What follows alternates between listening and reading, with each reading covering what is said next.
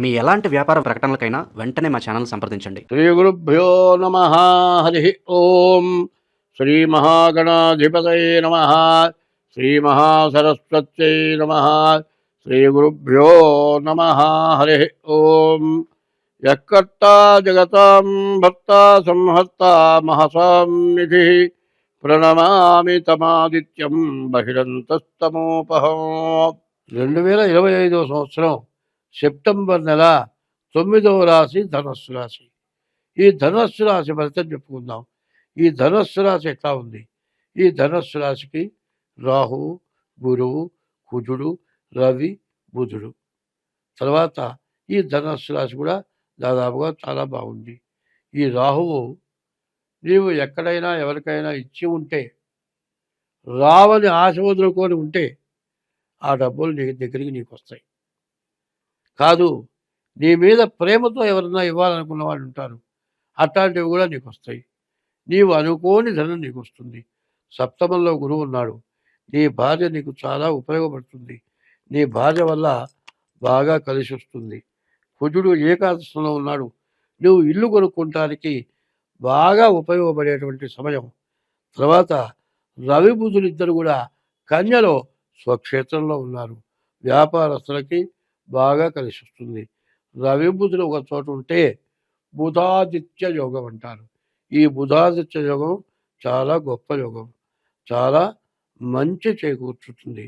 కావాలి అంటే ఇప్పుడు 3, 2, 5 గ్రహాలు, రాహు 1, గురువు 2, రవి 3, బుధుడు 4, కుజుడు 5, 8 గ్రహాల్లో 5 గ్రహాలు బాగున్నాయి.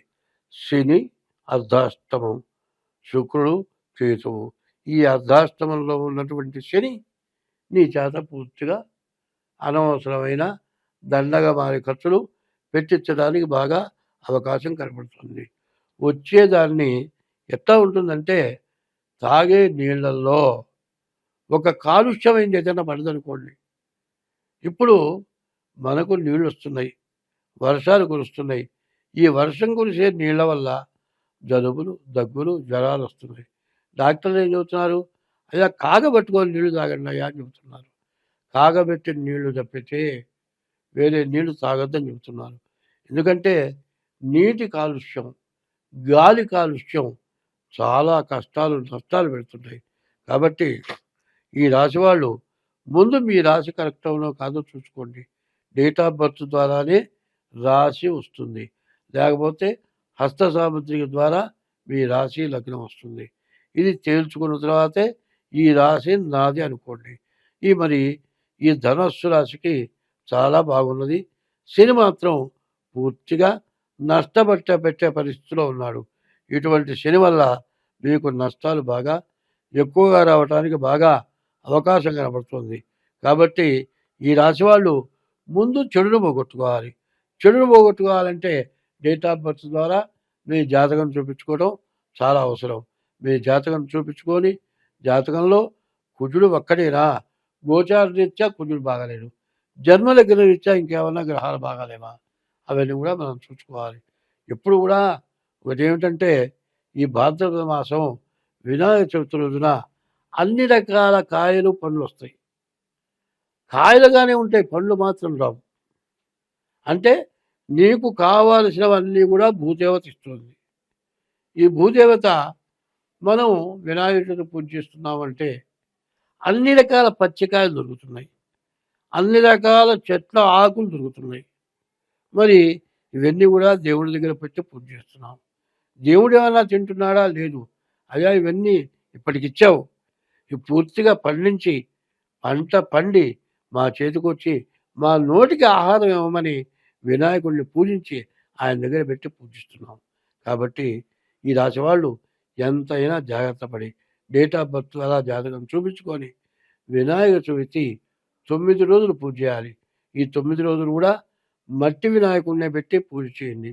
మట్టి వినాయకుడిని పెట్టి పూజ కనుక చేస్తే మీకు అన్ని విధాలా బాగా కలిసి వస్తుంది. అట్లా కలిసి రావాలి అంటే మట్టి వినాయకుడు పూజ చేయాలి. అందులో మట్టి వినాయకుడు కూడా నేను చెప్పేది, ఈ ప్లాస్టర్ ఆఫ్ ప్యారిస్ వాళ్ళు చేసే బొమ్మలు, మట్టి బొమ్మలు కాకుండా మరి కుమ్మరి వాళ్ళు తయారు చేసే బొమ్మలు ఉన్నాయి.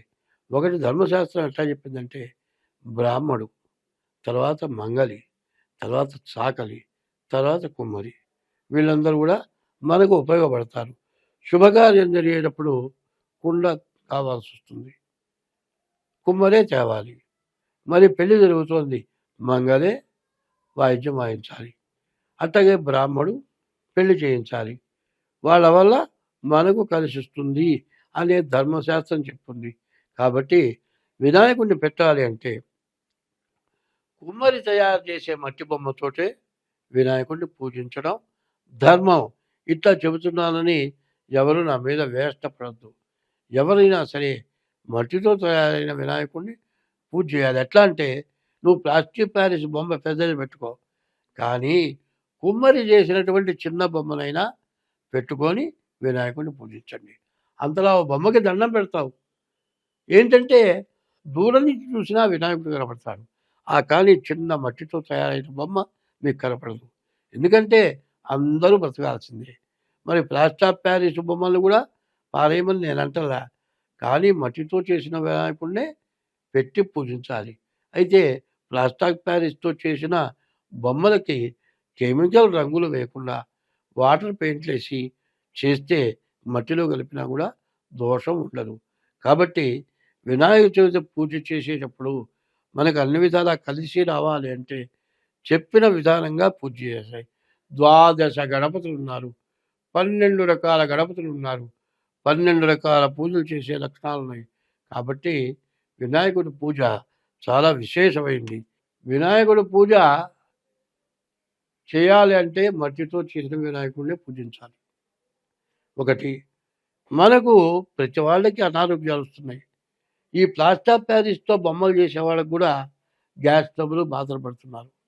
వాళ్ళు కూడా చేసేది మార్చుకొని మీరు బాగుండాలి, అందరూ బాగుండాలి, నీళ్లు బాగుండాలి, వాతావరణం బాగుండాలి. ఇవన్నీ బాగుండాలి అంటే మరి బొమ్మలు కూడా మట్టితో తయారు చేస్తున్న వాళ్ళు కూడా ఉన్నారు. పెద్ద బొమ్మలు మట్టితో తయారు చేయొచ్చు.